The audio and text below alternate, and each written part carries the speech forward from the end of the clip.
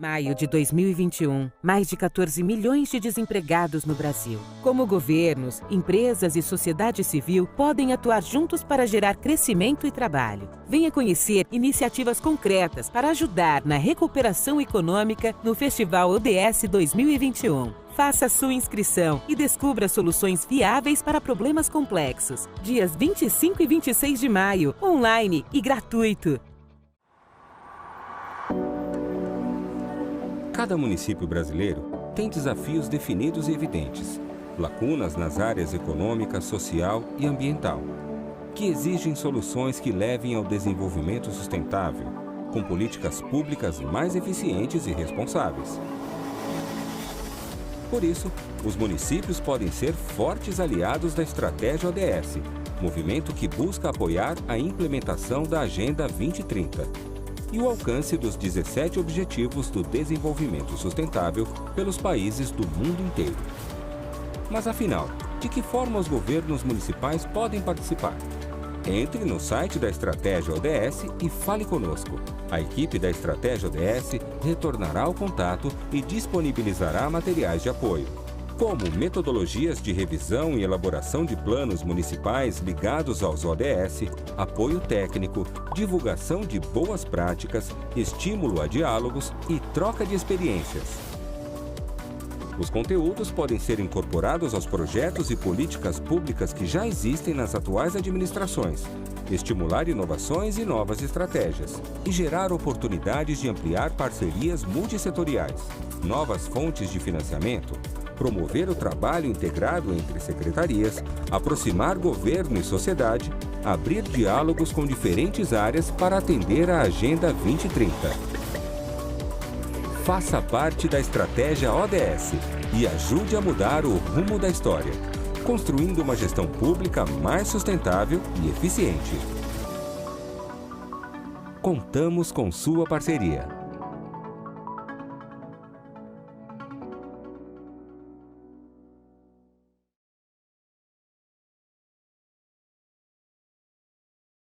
Festival ODS 2021. Faça sua inscrição e descubra soluções viáveis para problemas complexos. Dias 25 e 26 de maio, online e gratuito.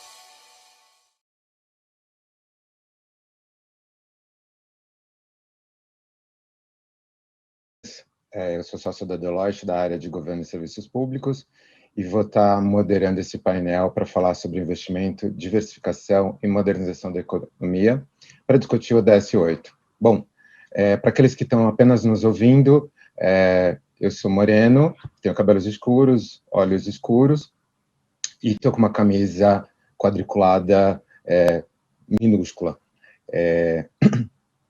E aí eu queria... A gente viu a problemática que estava colocada aí para o nosso painel, e antes de apresentar nossos debatedores, na verdade eu queria fazer uma reflexão. É um problema que da família do Paulo, que a gente já vê há alguns anos, algumas previsões, né? A gente vê a economia mudando, a gente vê uma modernização da indústria de alguns setores, e esse problema vai se agravando. E do que a gente está falando, né? Já em 2013, Oxford já falava que 40 milhões de empregos seriam perdidos nos próximos 20 anos. Em 2018, o World Economic Forum alertou de novo milhares de pessoas, de milhares de postos de trabalho vão ser perdidos. Milhões e milhões de pessoas perderão seus empregos. Esse ano, alguns estudos de algumas consultorias alertaram que até 2030, 100 milhões de postos de trabalho serão extintos. Quando a gente olha lá atrás, né, quando a gente lembrava da Auto Latina no Brasil, milhares de pessoas saindo naquela porta da Latina, para quem lembra, né, quem é dessa época, via na TV milhares de pessoas, hoje não existe mais essa situação. Quando a gente olha no final da década de 80, e foi até um pouco dos anos 90, quando a gente tinha agências bancárias, grandes agências bancárias, eram milhares de bancários que trabalhavam. Hoje, as agências estão reduzidas a poucas pessoas, muitas vezes a 2 pessoas em cada unidade. Quais são os efeitos disso? Mais pessoas desempregadas. E a gente tem um problema agravante. Com a redução hoje do sistema previdenciário, que assola o mundo inteiro, não é um problema só do Brasil, as pessoas precisam continuar trabalhando. E não é só isso. A gente tem que lembrar que a gente está tendo um efeito da longevidade, né? A população está envelhecendo mais e melhor. Do que eu estou falando? Se a gente olhar a realidade brasileira, há 60 anos atrás, as pessoas tinham uma expectativa de média de vida de 48 anos. Hoje, o brasileiro tem uma expectativa de vida de 76,3. Mudou a nossa realidade. E para os próximos anos, a gente deve passar dos 80 anos. O que mudou? Muita coisa. O brasileiro está vivendo melhor. Mudou condições sanitárias, mudou a tecnologia na área da saúde. Mas o que fazer com essas pessoas longevas? Aonde vai estar o trabalho? Muitas pessoas conseguiram fazer uma graduação agora aos 50 anos. E aonde vai estar o emprego? E aí, diante dessas reflexões, eu tenho 3 especialistas, 3 pessoas que vão poder conversar com a gente e apresentar soluções, porque esses painéis do ODS não é para a gente só fazer reflexões, é para a gente apresentar soluções.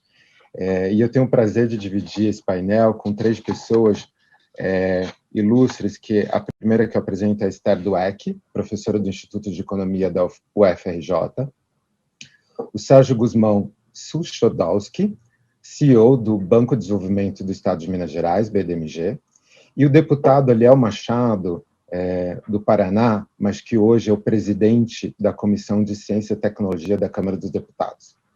Bom, cada um vai ter 10 minutos para apresentar soluções diante dessa problemática que a gente teve da família do Paulo Correia e também das reflexões que eu fiz, e após cada um falando 10 minutos, a gente vai abrir para os debates e a gente encerra às 14 horas. E aí eu queria dar a honra de a professora Esther começar os 10 minutos. Professora Esther, o palco é seu. Obrigada, Elias. Eu queria agradecer também o convite de estar aqui. É um prazer poder dividir essa mesa virtual aqui com você, com o Sérgio e com a Eliel. Acho que, de fato, é um tema super importante. Na verdade, todo o festival aborda um tema super importante para o Brasil nesse momento, que é a questão do emprego, da geração de renda, e que na sua fala, você contextualiza isso, de fato, é uma questão ampla, a gente tem essa discussão sobre a geração de emprego e renda no Brasil, já numa dimensão mais estrutural, mas que na atual conjuntura, diante da situação, não só da crise econômica brasileira já de 2015, 2016, mas agravada agora com a pandemia, se tornou, acho que talvez uma das coisas mais urgentes, se não a questão mais urgente, junto, obviamente, com uma situação de fome e de aumento da pobreza extrema no Brasil, que, obviamente, essas questões estão relacionadas. E aí eu queria começar a minha reflexão justamente separando essas 2 dimensões, a mais estrutural, que eu acho que é super importante, que você traz bastante na sua fala, que é essa perspectiva da mudança tecnológica relevante, e que, no fundo, é uma mudança tecnológica, quando a gente observa, é a mudança tecnológica que sempre moveu o nosso sistema econômico, já desde o século XIX, XVIII, mas que vai se agravando cada vez mais, porque você vai, de certa forma, talvez a perspectiva para frente, com a indústria 4.0, com esse aumento da digitalização, é uma redução da ocupação muito forte na área industrial, que era considerada a área de geração de empregos de maior qualidade.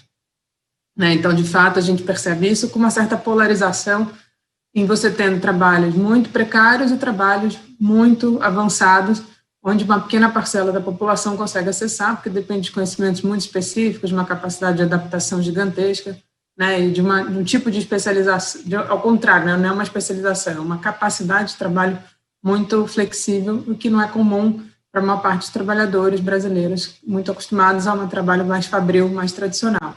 Né. Então, a gente tem uma dimensão que eu acho que é importantíssima, que é essa dimensão mais estrutural, mas eu acho que na perspectiva de propor soluções, é importante a gente também trazer a dimensão mais conjuntural, porque ela talvez seja mais fácil de resolver num horizonte mais curto, para a gente poder se preparar para esse horizonte mais longo, né, que eu acho que no Brasil, o impacto da digitalização, ele existiu e já aconteceu e vai continuar acontecendo. Na sua fala, eu lembrei de um filme, não sei se todo mundo já viu, que chama Um Sonho Intenso. É um documentário sobre a indústria no Brasil, né, do Mariani. Ele fez uns documentários muito legais sobre a Conceição Tavares, sobre o Celso Furtado, mas ele fez um sobre a indústria, né, sobre esse sonho intenso que é a industrialização no Brasil. E ele tem uma cena que é muito emblemática, eu sempre passo para meus alunos, que é a fábrica de automóveis na década de 80 e a fábrica de automóveis nos anos 2000. Então, o próprio Brasil já passou por isso, né, como o Elias comentou, então já teve essa redução do trabalho fabril no Brasil, mas que tende a se agravar cada vez mais. Aí é muito interessante, ele mostra, nossa, hoje em dia uma fábrica parece um hospital, toda limpa, você tem os robôs lá trabalhando, né, com pouquíssimos seres humanos interagindo, isso já é uma realidade da indústria automobilística no Brasil e outras indústrias, enquanto em outros setores, por exemplo, têxtil, em setores da indústria mais tradicional, ainda você tem diferentes dimensões, trabalhos muito automatizados, trabalhos ainda muito manuais, muito intensivo em mão de obra, né? Então, eu acho que essa dimensão é uma dimensão que a gente precisa se preparar para o longo prazo, e eu acho que isso passa, sem dúvida nenhuma, por uma dimensão educacional e também por um complemento de outras áreas para gerar empregos de qualidade, né? Então, nesse sentido, se a gente percebe aí, eu acho interessante no vídeo, né, quando o vídeo menciona que a gente tem no Brasil lacunas muito importantes nas áreas sociais, ambientais e econômicas, né, tanto a área social quanto ambiental, elas são um potencial enorme de geração de emprego de qualidade.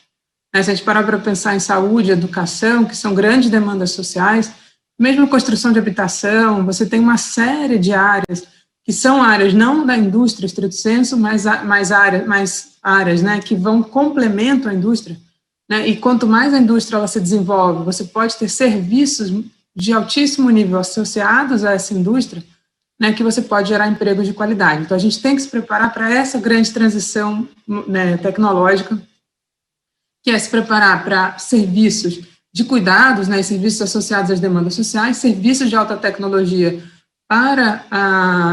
que assessoram a indústria, para que a gente possa gerar emprego de qualidade, apesar da modernização, e não, né, a gente não vai ser aqui ludista e ser contra a mudança tecnológica, que tem, se for bem organizada, tende a ser bastante benéfica para a população. E aí tem um ponto ainda nessa dimensão estrutural, antes de entrar na conjuntural, que é a geração de riqueza, né? Porque o grande problema associado a uma enorme modernização é que você passa a ter uma grande geração de riqueza, né, pela indústria, que é apropriada basicamente pelo dono da indústria, né? Não mais por um pagamento de salário para uma grande parcela da população. Então, você começa a ter uma discussão de como redistribuir isso, e aí entra uma dimensão importantíssima, que é a reforma tributária, né? Porque você vai gerar um valor adicionado enorme, que não vai gerar pagamento de salário, porque não vai ter pessoas trabalhando, e você não paga salário para robôs, certo? Então, a gente tem que repensar isso e vai ter que combinar, né, não só essa geração de empregos de alta qualidade em áreas que são complementares à indústria, mas também com o sistema de redistribuição de renda que é a indústria, mas também com o sistema de redistribuição para justamente fazer essa distribuição desse grande excedente que vai ser gerado por máquinas para a população, né? Então, acho que a gente precisa combinar essas duas coisas, repensar a estrutura produtiva brasileira de áreas que são intensivas em trabalho, que podem gerar emprego de qualidade, associadas à indústria e com um mecanismo de uma mudança no sistema tributário para poder redistribuir essa riqueza que vai ser gerada estritamente por máquinas, né? Isso numa dimensão que eu acho que no Brasil ainda não é tão curtíssimo prazo. Aí eu queria entrar na questão mais de curto prazo, porque eu acho que tem uma dimensão no Brasil que está se acelerando que independe da modernização, né? E aí eu acho que o exemplo é uma fábrica, desse nosso caso aqui, é um exemplo de uma fábrica em Taubaté. E Taubaté é um centro industrial relevante no Brasil, né, entre São Paulo e Rio de Janeiro, com indústrias em diversas áreas. A gente tinha a questão da Ford de Taubaté também, que estava, né, numa decisão se fechava ou não fechava, e que não tem a ver necessariamente com a modernização, tem a ver com uma desaceleração econômica muito forte e com uma falta de perspectiva de uma política industrial mais organizada no Brasil, que permitiria um aumento, justamente incentivos para que as indústrias se mantenham no Brasil. E aí é muito mais grave, porque aí não tem a ver com a modernização tecnológica, tem a ver com duas dimensões: a dimensão da desaceleração econômica, que não está sendo, na minha opinião, devidamente cuidada, com uma ausência de políticas industriais que façam com que a indústria se mantenha no Brasil. E aí eu queria dar um pequeno exemplo, não sei se o Sérgio vai lembrar, mas o Sérgio esteve no BNDES, né, e a gente fez junto com o BNDES uma política que era de conteúdo local associado à mobilidade urbana. Né? O governo ia fazer um grande investimento em mobilidade urbana nas cidades, e a gente fez uma política de conteúdo local em que aqueles, né, metrôs, trens, monotrilhos, no caso, tivessem que ser produzidos no Brasil. E, em 10 de março de 2016, ainda por conta dessa política, foi inaugurada a pedra fundamental de uma empresa que não existia no Brasil, que era de monotrilho, para servir o monotrilho de São Paulo. Só que isso acabou não indo adiante depois. A economia entra numa desaceleração, o monotrilho de São Paulo, quem mora em São Paulo sabe que ele praticamente parou, e foi por uma combinação de falta de incentivos econômicos, e a empresa que vinha se instalar no Brasil, ali em Taubaté, gerando um monte de empregos novos, ela é fechada e essa política é descontinuada. E, na verdade, a gente começa a ver uma série de políticas industriais sendo descontinuadas no Brasil, que poderiam ainda, no período antes dessa grande transição, gerar muitos empregos de qualidade. Né? Então, eu acho que a gente tem essa segunda dimensão que a gente precisa como solução, que é justamente uma política mais de curto prazo de geração de emprego e renda, e associada a uma política industrial mais efetiva para que as indústrias que ainda estão aqui se mantenham. Não que elas não vão passar por esse processo de modernização, mas que a gente teria um tempo de transição para criar essa outra estrutura produtiva que seja associada a essa indústria mais moderna, e com isso a gente consiga gerar empregos de qualidade, né, as pessoas possam fazer a transição. E aí um elemento fundamental para isso é a educação. Né? E é importante, porque a educação sozinha ela não vai gerar essa capacidade das pessoas, você precisa da combinação dessas três coisas. Políticas de estímulo à geração de emprego, com geração de renda, para que você tenha incentivos para que as empresas estejam no Brasil ofertando para o mercado interno, políticas industriais que permitam que essas empresas fiquem aqui no Brasil, incluindo exigências, né, de modernização tecnológica, de geração de tecnologia no Brasil, difusão tecnológica no Brasil, para que a gente possa ter uma capacidade maior de gerar esses serviços associados à indústria, e combinado com uma mudança na estrutura produtiva e a educação permitindo que grande parte da população brasileira possa acompanhar essa transição e não fique num desemprego estrutural por não ter capacidade de migrar para os setores que vão se tornar mais relevantes na frente. Né? Então, é uma combinação de políticas que precisam ser feitas, né? Não são soluções possíveis, não necessariamente são soluções factíveis, né? Não significa que sejam fáceis de fazer, mas que dependam, sim, de um grande projeto de desenvolvimento que pense essas dimensões, tanto a conjuntural quanto a estrutural, associadas, e a dimensão da educação, permitindo que a população brasileira para essa transição. Acho que eu fico aqui nessa minha reflexão inicial e estou pronta aí para o debate. Obrigado, Esther. E agora eu convido o Sérgio Guzmão Suschodowski, presidente do BDMG, para colocar suas soluções. Sérgio, por favor, o palco é seu. Obrigado, Elias. Agradeço aí pela introdução. Gostaria de saudar aí inicialmente a querida amiga Esther Dweck, que há alguns anos que eu não a vejo, uma importante representante da nova geração aí do pensamento econômico brasileiro.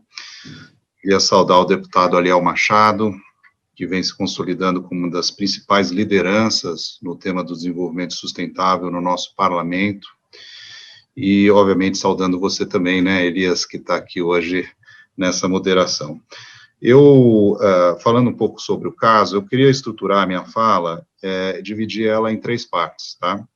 Primeiro, eu vou fazer uma introdução, né, abordando e caracterizando o problema, e depois falar de soluções, tanto do ponto de vista da visão estratégica e também da implementação, né? Eu acho que a execução é sempre um desafio muito grande em qualquer lugar, especialmente no nosso país, tá? Então, eu acho que o caso proposto, ele chama bastante atenção, porque ele nos lembra de pelo menos duas tendências estruturais do padrão recente do desenvolvimento brasileiro. Por um lado, o movimento de perda da participação relativa do setor industrial no valor adicionado da economia, e, por outro, a piora da qualidade dos vínculos empregatícios, com o aumento da informalidade, a subutilização da força de trabalho. Dados. Entre 1985 e 2020, por exemplo, a indústria perdeu nada menos do que 27,6 pontos percentuais no PIB. Ela caiu de 48% de participação para 20,4% de participação. Esse movimento ele é problemático por duas razões. Primeiro, porque a economia brasileira vai se tornando menos complexa, né? E nós estávamos agora há pouco assistindo aí o painel do professor Paulo Gala, que tem um trabalho excelente sobre esse tema. Ou seja, ela se torna menos capaz de produzir de forma competitiva bens e serviços de alto valor agregado.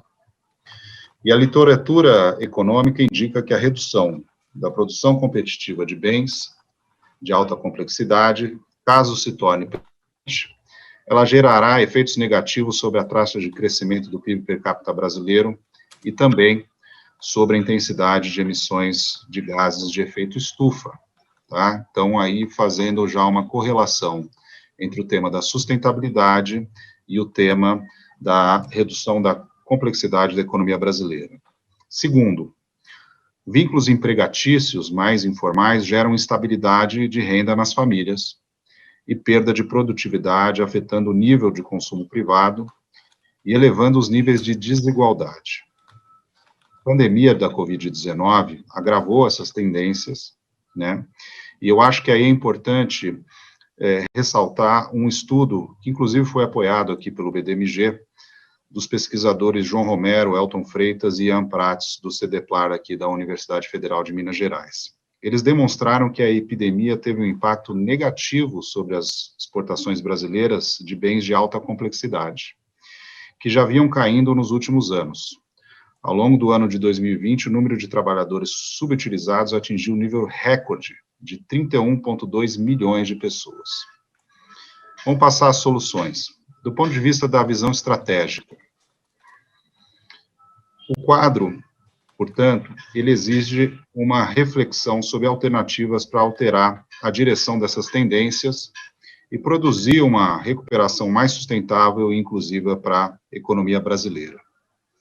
Então, nesse sentido, em que pese as experiências do passado serem fonte valiosa de aprendizado, precisamos ter um olhar de futuro para aproveitar as oportunidades de desenvolvimento que o nosso tempo oferece. Do que eu estou falando? A necessidade de recuperarmos de uma maneira mais qualitativa. O que os americanos e o que tem sido discutido em outros lugares do mundo, você mesmo, Elias, mencionou o Fórum Econômico Mundial, que é o Build Back Better, né? No que consiste isso, né? E essa é uma discussão também que existe hoje no Fundo Monetário Internacional, inclusive puxada pela própria diretora-gerente, pela nova economista-chefe, e que é onde se defende uma recuperação justa, inclusiva e inteligente, tá? Alguns chamam isso também do Great Reset, enfim, tem vários acrônimos, várias maneiras de sintetizar esse pensamento, mas, basicamente, ele consiste aí em poder relançar a economia em novas bases, mais inclusivas, e também com aspecto de inovação, inclusive de engenharia, nas questões da sustentabilidade, tá? Eu gostaria de chamar a atenção para 3 agendas internacionais, as quais o BDMG e os integrantes da ABDE, Associação Brasileira de Desenvolvimento, as 31 instituições financeiras de desenvolvimento que fazem parte da associação, que eu tenho a honra também de estar presidindo, estão alinhadas essas 3 agendas. A Agenda 2030, dos ODS, né, e esse é o Festival ODS. A agenda do Acordo de Paris, e há aspectos de financiamento climático na agenda do Acordo de Paris, e uma que é um pouco menos conhecida, porque diz respeito mais aos bancos de desenvolvimento, mas não somente a eles, que é a Agenda de Ação de Addis Abeba, que traz o tema do financiamento ao desenvolvimento. As 3 agendas foram criadas no ano de 2015, então nós estamos 6 anos dentro da implementação dessas agendas, tá? Eu entendo que elas também inspiram, de alguma maneira, a visão do Plano Biden, que pretende mobilizar quase 2 trilhões de dólares, né? E talvez seja hoje o exemplo recente mais importante do ponto de vista de articular a capacidade estatal para promover um ciclo virtuoso de crescimento com sustentabilidade e inclusão. Assim como nos Estados Unidos, que fizeram o seu dever de casa, precisamos debater a formulação de um novo Plano Nacional de Desenvolvimento aqui para o Brasil. Precisamos alinhar o contexto internacional aderente às peculiaridades e potencialidades do Brasil. E Minas Gerais, nesse sentido, é um certo exemplo, porque somos a síntese do Brasil na diversidade das nossas regiões, né, no espaço geográfico que ocupamos entre o Centro-Oeste, o Nordeste e o Sudeste brasileiro. Novamente, falando da Associação Brasileira de Desenvolvimento, com as suas 31 instituições financeiras de desenvolvimento, mais o SEBRAE, é o que a gente chama do Sistema Nacional de Fomento, temos procurado contribuir ativamente para construir essa nova agenda de desenvolvimento nacional, promovendo fóruns, promovendo workshops, estabelecendo parcerias internacionais com os principais bancos de desenvolvimento, agências de fomento, agências das Nações Unidas especializadas, custodiantes de vários dos ODS, né, e entregando valor na ponta por meio de programas que efetivamente transformam a realidade e que podem ser monitorados e avaliados, e isso é muito importante. Eu acho que um dos elementos claros dessa agenda é a complementariedade dos papéis do Estado, da sociedade e do setor privado para darmos um salto qualitativo no desenvolvimento brasileiro. Vou falar de implementação já chegando na parte final da minha fala. De acordo com o estudo de 2014 da UNCTAD, a Conferência das Nações Unidas sobre Comércio e Desenvolvimento, a implementação plena dos ODS nos países em desenvolvimento, ela exigirá uma mobilização adicional de recursos entre algo de 2,5 a 3 trilhões de dólares americanos anuais até 2030. É muito recurso. Além disso, em outro trabalho recente, dessa vez da OCDE, consta que pelo menos 65% das 169 metas, né, dos ODS, as 169 metas atreladas aos 17 ODS, demandam algum nível de articulação com os governos locais para serem alcançadas. Portanto, um tema aí de articulação e de implementação, portanto, de execução. De forma simplificada, esses 2 números sugerem que uma estratégia robusta de investimentos, capazes de promover essa reconstrução econômica nas bases sustentáveis, inclusivas, né, podendo mobilizar esses recursos públicos e privados, ela é de uma magnitude bastante relevante, e aí há um papel para os governos locais bastante importante. E o papel para o Banco de Desenvolvimento, para os bancos de desenvolvimento, ou para os bancos públicos com carteira de desenvolvimento, também bastante relevante no que tange, sobretudo, os entes subnacionais. Então, para além das funções clássicas, né, de financiar projetos de longo prazo, de atuar como agente anticíclico, de atuar em falhas de mercado, eles contribuem hoje, os bancos de desenvolvimento, no modelo mais moderno do século XXI, para canalizar recursos também privados, que são captados em mercado, ou são alavancados por meio do investimento público, que pode vir por uma série de programas e mecanismos na frente, abrindo o caminho, vamos chamar dessa maneira, de maneira a catalisar em escala global esses mecanismos para financiar essa transição para uma agenda de desenvolvimento sustentável no nível local. Um exemplo bastante concreto que eu gostaria de citar, e nós tivemos a honra de ser pioneiros nesse sentido, foi a emissão do primeiro título sustentável de um banco de desenvolvimento, na verdade, de um banco brasileiro, um título ODS, que nós fizemos no finalzinho do ano passado e registramos em Nova York, por meio de uma operação de private placement com o BID Invest, o braço privado do Banco Interamericano de Desenvolvimento. Por meio dessa operação, nós levantamos recursos que são privados para o financiamento de uma carteira certificada de projetos de alto impacto de desenvolvimento aqui em Minas Gerais, completamente alinhado com o framework dos Objetivos do Desenvolvimento Sustentável. Portanto, é um ODS Bond, é um título ODS. Em outra operação, que eu queria também citar, essa de 2019, nós captamos, junto ao Banco Europeu de Investimentos, o Banco de Desenvolvimento dos países da União Europeia, uma linha de 100 milhões de euros, portanto, mais de 600 milhões de reais, para financiar projetos climáticos, ou seja, projetos de geração, energia renovável, de eficiência energética, de tratamento de resíduos, beneficiando, sobretudo, as regiões de baixo dinamismo econômico no norte de Minas Gerais, já na região da Sudene. Finalizando, eu gostaria de dizer que essas instituições têm um papel crescente na estruturação de projetos também. Então, não são somente provedores de recursos, de crédito, mas também trabalham com municípios, com estados, na estruturação de projetos, projetos de iluminação pública, projetos de saneamento e tratamento de água, projetos de urbanização, e, portanto, são instituições que podem ajudar a catalisar investimento privado também para projetos relacionados, vamos dizer, ao bem comum, projetos de desenvolvimento sustentável, podendo suprir o gap de infraestrutura, que é muito grande e que as instituições públicas sozinhas não conseguiriam financiar, né? Portanto, são plataformas de conhecimento, os novos bancos de desenvolvimento da nossa era.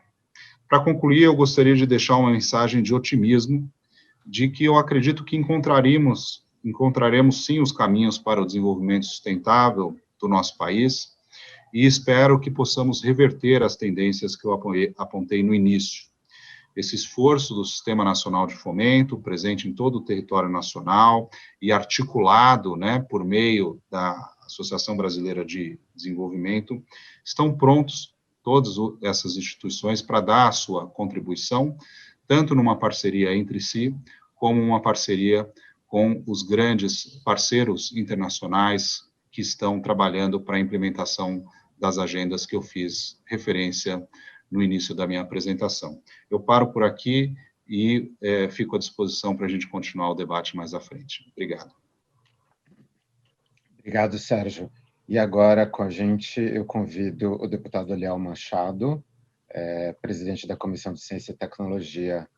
Deputado, a palavra está contigo.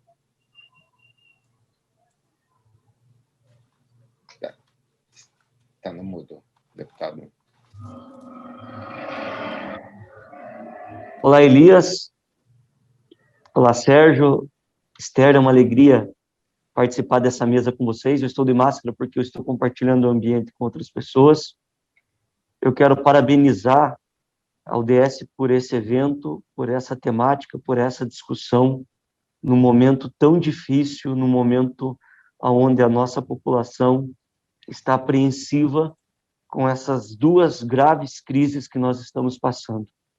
A crise econômica, que está afetando a vida de milhões de pessoas, e essa crise sanitária. É difícil conseguir falar tudo o que eu gostaria em tão pouco tempo, fazer uma análise política sobre tudo o que está acontecendo nesse momento tão difícil que o país está passando. Contextualizando tudo isso, eu quero dizer que eu me sinto muito contemplado pela fala da Esther, pela fala do Sérgio, que são dois especialistas que eu acompanho já há algum tempo, que dedicam aí o talento que eles têm para ajudar o nosso país a buscar soluções. Começo por aí. A desigualdade, o problema, o ataque à ciência, à educação e a instabilidade faz com que nós tenhamos uma perda muito grande de profissionais qualificados, inclusive das nossas excelentes mentes em diversas áreas, para outros países. processo de desindustrialização no nosso país é muito grave, ele vem numa curva extremamente negativa, não é de agora, não é apenas pela questão da pandemia, e não existe um fator específico que nós tenhamos como solucionar que resolvesse o problema, são vários fatores. E eu queria aqui destacar que, dentro do eixo da política, eu destacaria dois, que é a questão da necessidade de uma reforma política ampla, não uma reforma eleitoral, que nos traga mais segurança, que traga previsibilidade para o nosso país, que fortaleça as nossas instituições, que nesse momento também passam por um momento gravíssimo, e isso tem um impacto muito grande sobre perspectivas e atrapalha o processo de organização para a retomada econômica. E, para mim, a principal de todas as reformas, que é a discussão tributária. Nós somos um país rico em recursos naturais, nós somos um país rico em recursos minerais, nós somos um país que é exemplo para o mundo na fertilidade do seu solo, temos excelentes instituições, capacidade de mão de obra, um povo trabalhador, mas nós sofremos muito com a desigualdade. E não existe como discutir e debater crescimento econômico, geração de emprego, se nós não cuidarmos do essencial, que é a vida das pessoas.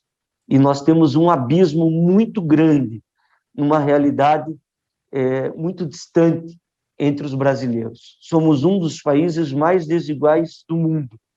Enquanto a reforma tributária não corrigir isso, para cuidar do gerador de emprego e da pessoa que precisa de emprego, nós não vamos conseguir alcançar esses outros objetivos mais palpáveis do ponto de vista da discussão técnica apresentada aqui pelos nossos especialistas. Como eu falei, o tempo é curto para discutir tudo o que nós gostaríamos, mas eu foco a discussão sobre essa questão tributária que precisa desburocratizar, precisa criar previsibilidade, precisa fomentar os setores de acordo com a realidade que nós vivemos nesse momento. Eu dou como exemplo aqui para vocês o porquê dessa preocupação com os bilhões de reais gastos nos últimos anos com a desoneração.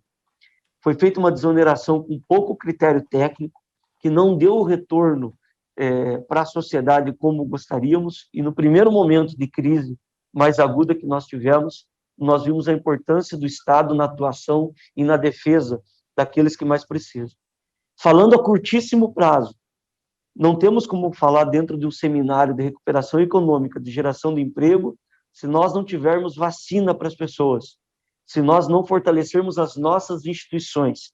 E o Brasil pecou muito nessa condução. E isso trará consequências por vários anos, mesmo após a superação ou o controle da questão pandêmica, que é uma situação muito grave. Então, nós precisamos, nesse momento, criar aqui um movimento da voz, a importância da ciência, a importância de respeitar as instituições, e que o nosso país, infelizmente, hoje, não vive uma perspectiva de futuro. Nós vivemos uma perspectiva de garantir o mínimo que nós temos, as instituições, as regras aqui colocadas, a nossa democracia e o fortalecimento de programas já existentes e fundamentais, como o SUS. Imagina se nós não tivéssemos o SUS. Eu dou um exemplo do meu estado, o estado do Paraná. Nós temos aqui praticamente 11 milhões e 500 mil habitantes. Comparado com a Itália, nós temos mais hospitais e vagas de UTI antes da pandemia do que a Itália, com 40 milhões de habitantes. Isso significa que existem, sim, alguns parâmetros que precisam ser utilizados que garantem uma sobrevivência do Estado brasileiro enquanto um Estado protetor. Um dos debates importantes, que também precisa ser feito, que é uma maneira mais macro, Elias, é a discussão que o Congresso começou a fazer, mas precisa ainda de um start da população, que é a questão da renda mínima. Quando você parte para a discussão econômica num país tão desigual como o nosso, fazer o debate e a discussão sobre a renda mínima num país tão rico como nós temos um princípio de proteção social que nos permite fazer um debate sobre a industrialização, sobre nós acompanharmos o desenvolvimento tecnológico que está acontecendo no mundo, sobre a implementação de novas tecnologias, como estamos fazendo agora com o 5G. Eu queria destacar aqui também, dentro do eixo importantíssimo, a riqueza que nós temos com os nossos recursos naturais, com os nossos recursos ambientais, com o tamanho e a diversidade que nós temos no nosso país. Nós somos detentores de 12% da água potável do planeta. É por isso que o debate sobre o desenvolvimento econômico, sobre a nossa participação dentro da América do Sul como um todo, com a União Europeia, os acordos econômicos, passa pela discussão ambiental, que não é uma discussão apenas sobre a questão econômica, é questão de sobrevivência humana. Estamos pecando muito sobre isso também, tendo um debate totalmente equivocado por parte do atual governo. Isso nos preocupa bastante, porque o impacto econômico sobre o desenvolvimento do nosso país, que não pode ser visto de uma maneira isolada, é de fundamental importância. Mas eu queria destacar aqui, e quando eu falo sobre desigualdade social, é sobre uma pirâmide que coloca no seu topo não o gerador de emprego, não o processo de industrialização, mas do capital especulativo. A falta de previsibilidade, a crise política instalada no nosso país ao longo de muitos anos, a nossa democracia tão jovem, faz com que nós tenhamos dentro do nosso país uma preocupação muito grande e a falta de confiança, que é fundamental dentro desse debate para poder fazer o investimento. E nós temos uma república federativa que tem uma concentração dos seus impostos centrados no governo central, para que ele possa fazer uma distribuição atendendo às desigualdades localizadas. Porém, isso também cria uma necessidade de cada local, discutindo aí dentro da nossa temática específica, colocada por essa realidade que o Case nos trouxe, dos municípios terem que sobreviver e criarem soluções que são soluções paliativas, são soluções que são terminativas. O exemplo muito claro é dentro do nosso case. Fecha-se uma empresa, há um impacto econômico gigantesco dentro da cidade. Isso acontece porque não há uma política organizada dentro da área educacional, porque não há uma política de desenvolvimento econômico que acompanhe as mudanças mundiais, como, por exemplo, a implementação de novas tecnologias, a distribuição de renda dentro do nosso país, a qualificação profissional com oportunidade de escolha entre as pessoas e a segurança dos trabalhadores para que eles tenham condições de preservar as suas famílias. Outro aspecto importante, colocado pelo Sérgio, que é muito importante, é a questão demográfica. Nós vivemos um momento ainda não tão grave pelo que se avizinha pela frente, já que, a partir de agora, a questão demográfica trará um impacto ainda maior no nosso país, porque nós teremos um número muito maior de pessoas numa idade mais avançada e um número menor de pessoas com condições laborativas, para que a gente consiga fazer a produção propriamente dita, para que a gente consiga produzir.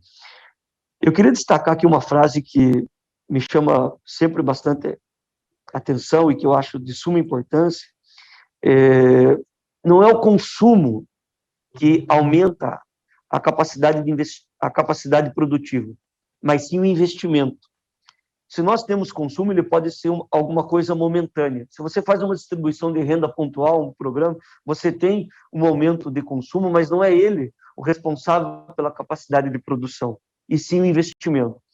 Um outro aspecto que vem sendo debatido, e eu vejo que há uma dúvida muito grande por parte dos especialistas na área de economia, é a discussão da proposta ainda em vigor da PEC que limita os investimentos públicos. Ela tinha uma promessa antes da pandemia de trazer uma segurança de que o país conseguiria trazer investimentos externos, que com isso traria segurança jurídica aos investidores e que o Brasil avançaria. Isso não aconteceu. Nós temos uma série de problemas, e não apenas o dos gastos públicos, que de fato precisa ser controlado no sentido de diminuir o tamanho do Estado, principalmente em relação aos privilégios, mas é importante entender, e agora na pandemia isso fica ainda mais claro, que sem o investimento do Estado, nós olhamos aí o quanto o setor produtivo, o quanto a indústria, o quanto o setor privado precisa, sem o investimento do Estado e a garantia da participação do Estado nas questões estruturantes do país, nós não vamos conseguir avançar. Nós não vamos conseguir fazer um trabalho de realocação dessas pessoas que estão perdendo seus empregos. A mudança simples e pura das regras trabalhistas, trazendo a responsabilidade apenas para o lado das pessoas mais simples, daqueles que estão sendo jogados para o trabalho informal, não irá resolver, como não resolveu, como prometido não aconteceu com as reformas trabalhistas que aconteceram ao longo desses últimos anos, e nós estamos num processo de reformas desde 2016. Isso precisa estar alinhado dentro de uma lógica de prioridade. Essa lógica de prioridade teria que ter colocado a reforma política, a reforma tributária como primeiro ponto, corrigindo as distorções existentes para que a radiografia, de fato, do que está acontecendo pudesse ficar mais clara para as decisões tomadas futuramente. Os debates que nós fazemos no país e no Congresso Nacional não são debates que impactam de um ano para o outro, eles impactam gerações, impactam décadas, são regras que, para serem alteradas, principalmente quando se trata da Constituição, e no Brasil há uma política natural de ficar se alterando a Constituição a todo momento, muito grave. Então, assim, dentro dessa linha geral, encerrando a minha fala,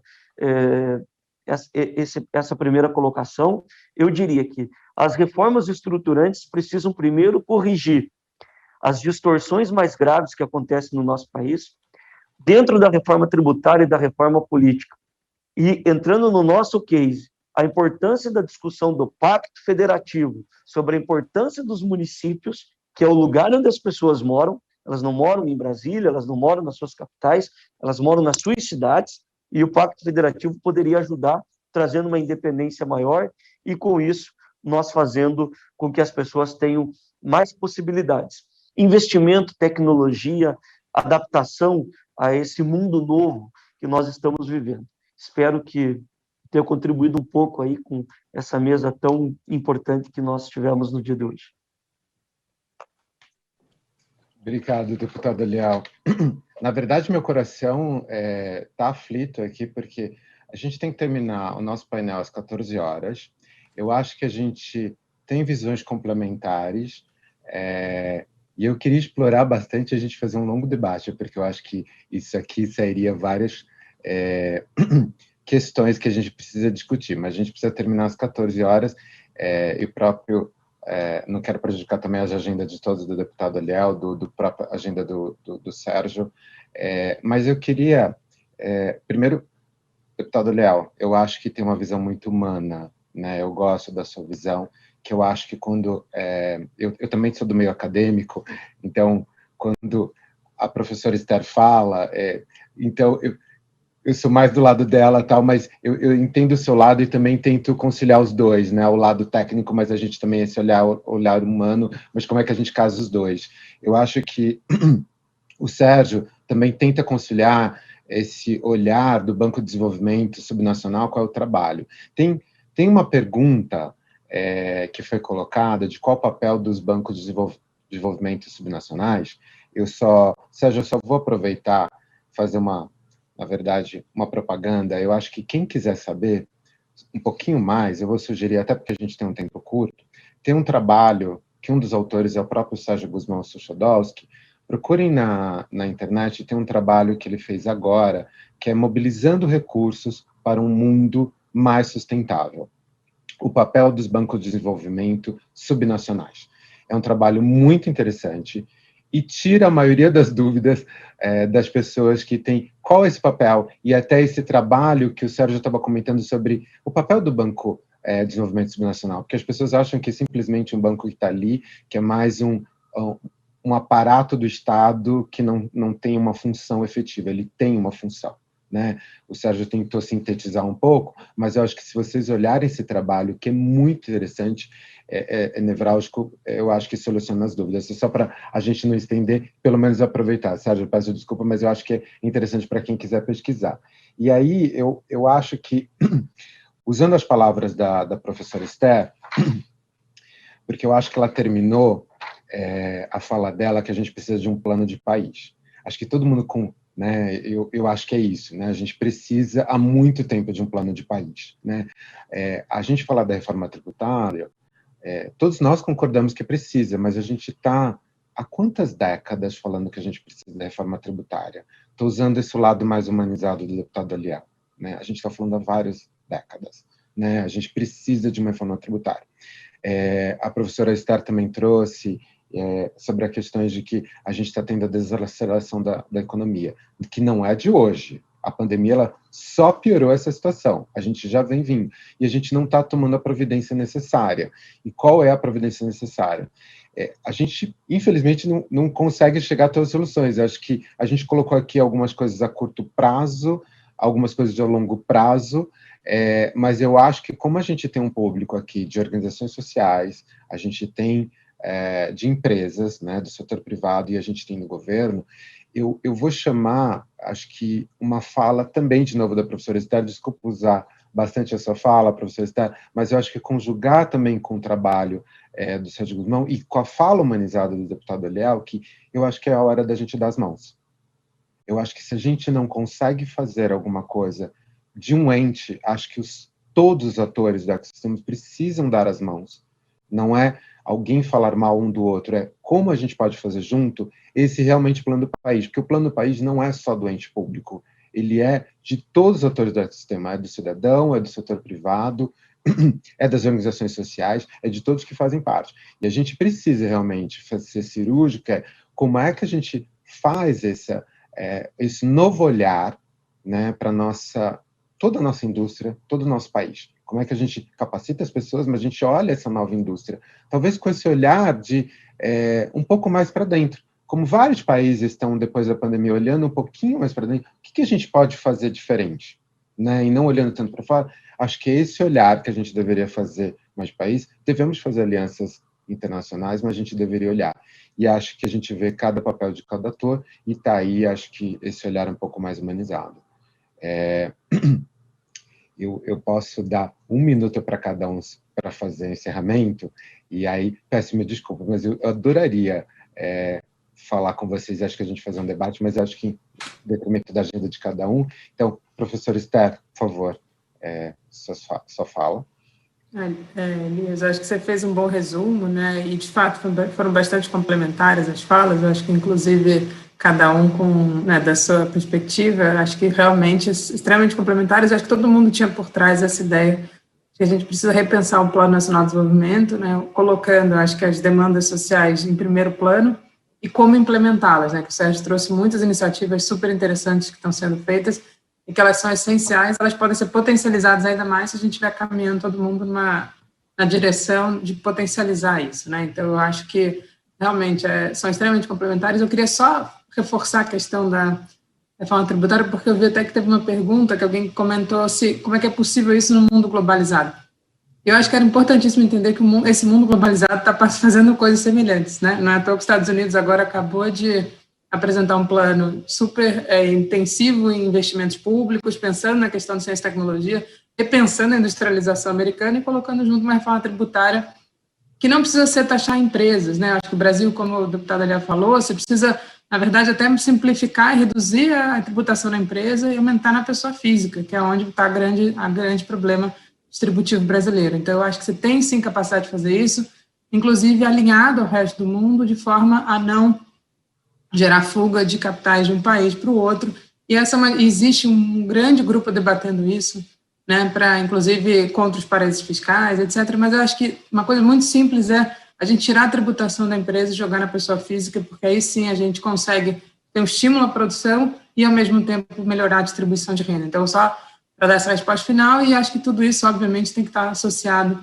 a um projeto de geração de emprego de qualidade, com educação, acompanhado de uma reforma, né, de uma capacidade de gerar educação para a população. E o deputado Aliel falou muito bem, a gente precisa para isso, e não deu tempo de discutir aqui, mas tem umas reformas na parte fiscal brasileira, né, que ele menciona a emenda do teto de gasto, que ela teria que ser revogada e revisada para que a gente possa fazer tudo isso de forma complementar, né, nas 3 esferas da federação. Mas, infelizmente, não vai dar para a gente aprofundar isso, deixa para um próximo debate. Mais uma vez, queria agradecer, foi um prazer estar aqui com o Sérgio, com a Aliel e com você, Elias. Obrigado. Sérgio, por favor. Obrigado, Elias. Eu me junto aí à professora Esther, né, de agradecer o convite para estar aqui no Festival dos ODS, junto com o deputado Aliel também, e que prazer a gente poder ter uma discussão livre, né, civilizada, apontando caminhos, baseada em evidências, né.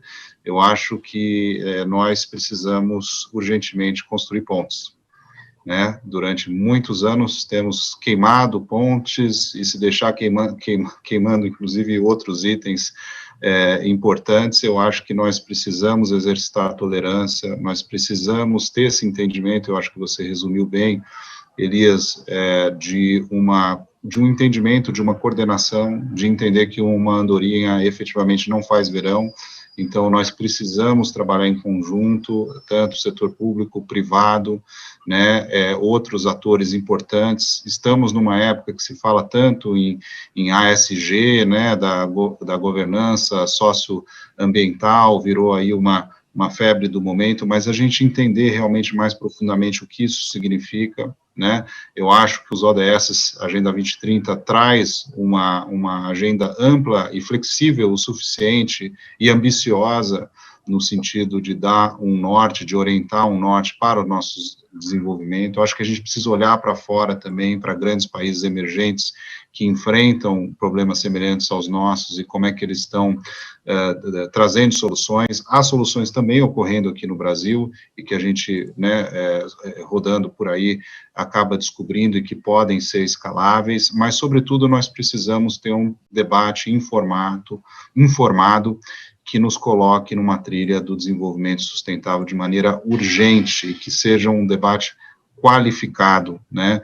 Eu faço parte de uma geração, eu tenho 42 anos, que já sofre há bastante tempo no que a gente já pode considerar uma década perdida. Enquanto isso, pessoas da minha geração, de outros países emergentes, estão numa rota de desenvolvimento brutal. Eu morei alguns anos na China e pude testemunhar isso, tive a oportunidade de ir a outros países dos BRICS, também de um crescimento mais acelerado, como, por exemplo, a Índia e, sobretudo, algumas regiões da Índia. Então, eu acho que nós precisamos realmente relançar a economia, relançar o debate do planejamento e desenvolvimento nacional de maneira ampla, respeitando as diferenças e a diversidade, mas com a intenção de realmente ter um plano nacional e que possa ser monitorado, avaliado, repensado, sem nenhuma dificuldade, com todo o respeito e com democracia. Obrigado. Obrigado, Sérgio. Deputado Eliel. Eu acho que o grande desafio de tudo isso que nós falamos aqui é criarmos alternativas. E criar alternativa não é mais 8 ou 80. É dialogar sobre a necessidade de ambos. Não existe empresa sem trabalhador, não existe trabalhador sem empresa.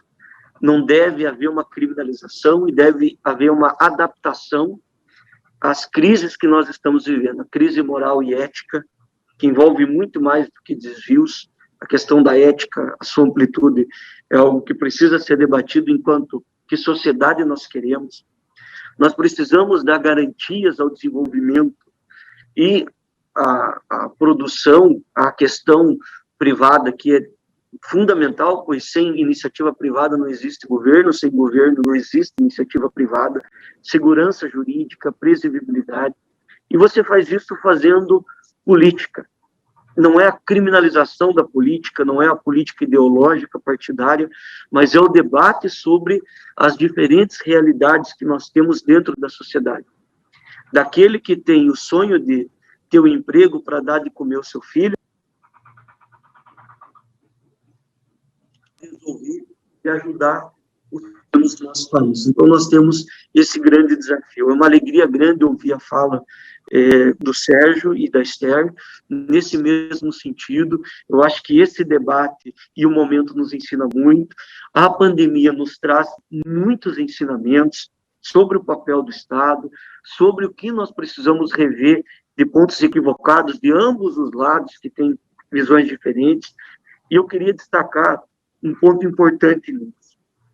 Nós vivemos um momento de aumento da inflação, mas diminuição no consumo, que é contraditório.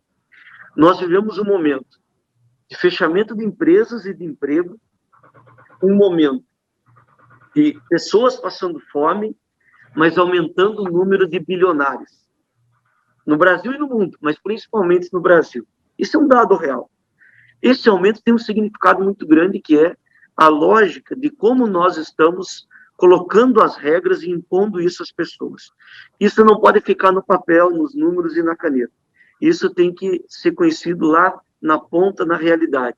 E de que cuidar disso é cuidar do desenvolvimento, é fazer com que o país não somente cresça, números, PIB, mas que nós tenhamos desenvolvimento, que isso chegue até as pessoas, pois elas tendo um mínimo de atendimento para a sua subsistência, tratando o papel de sociedade de ser humano, todas as outras coisas tendem a melhorar.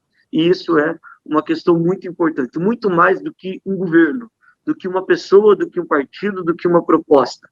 É uma questão de Estado, uma visão de mundo. E esse debate, ele nos propicia discutir, debater tudo isso e avançar naquilo que precisa ser debatido. Parabéns pela iniciativa, muito obrigado pela oportunidade de participar. A nossa Comissão de Ciência e Tecnologia está debatendo diversos assuntos importantes. Colocamos em pautas agora para ser discutida a regulamentação da inteligência artificial no nosso país. Estamos cuidando para que o processo de implementação do 5G faça com que a internet e a comunicação, o sinal, chegue às pessoas que hoje não têm G nenhum de atendimento. É um avanço importantíssimo nisso também. O combate às desigualdades e muitos outros aspectos. Então, contem com a gente. Obrigado pelo convite. Elias, parabéns pela mediação e parabéns pela iniciativa de fazer esse debate com as ODS. Muito obrigado. Obrigado, deputado Leal. Acho que a gente, apesar de não ter conseguido o debate, a gente conseguiu pelo menos expressar um pouquinho, né? E eu acho que foi bom esse encerramento. Eu só diria que a gente, de novo, temos um desafio aí pela frente. Próximo ano eu já comemoro 50 anos e de novo, eu acho que a gente olhar, é diferente hoje ter 50 anos do que a gente olhar 60 anos atrás, né? As pessoas estão, né, com uma outra expectativa. E ainda, pela expectativa da Fundação Dom Cabral, minha geração deve viver até os 120 anos, então ainda tem mais uns 70 anos pela frente, então a gente tem muito chão. Mas eu tenho esperança de que a gente consiga fazer um país da maneira como o Sérgio coloca, mais sustentável, da maneira como a Esther fala, da gente ter um plano de país que realmente a gente olha para todas essas inconsistências, eu vou colocar assim, tá, professor Esther, e com esse olhar mais focado no cidadão. Acho que vou traduzir o do olhar humanizado do Eliel, porque eu acho que a gente precisa, tirar todos esses olhares, né, mesmo quando a gente fala em infraestrutura, a gente fala em setores, porque a nossa preocupação é o cidadão. Acho que a única coisa que a gente precisa é a população brasileira, a gente precisa olhar mais para o cidadão e como é que a gente cria soluções a partir deles no centro. Então, queria agradecer a presença de todos e todos, mas especialmente a professora Esther Dweck, professora do Instituto de Economia da UFRJ, o Sérgio Guzmão Suchodolski, CEO do Banco de Desenvolvimento do Estado de Minas Gerais, BDMG, e o deputado Léo Machado, que é deputado do Paraná e também presidente da Comissão de Ciência e Tecnologia da nossa Câmara dos Deputados. E aí, uma boa tarde a todos e esperamos que na próxima vez a gente possa nos encontrar aqui, né, para discutir. Obrigado.